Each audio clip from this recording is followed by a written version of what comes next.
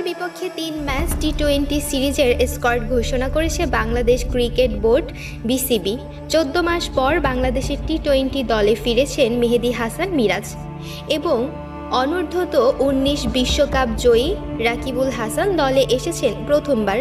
রবিবার সন্ধ্যায় Bangladesh cricket board BCB ভারতের বিপক্ষে টি-20 সিরিজের জন্য ১৫ সদস্যের দল ঘোষণা করেছে।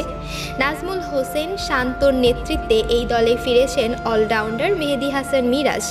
এছাড়া ফিরেছেন বাঁহাতি স্পিনার রাকিবুল হাসান ও পারভেজ হোসেন ইমন। বাদ পড়েছেন সৌম্য সরকার। মঙ্গলবার দুপুর ৩টায় ১০ জন ক্রিকেটার যাবেন ভারতে। বাকিরা টেস্ট দলের সঙ্গে ভারতেই অবস্থান করছেন।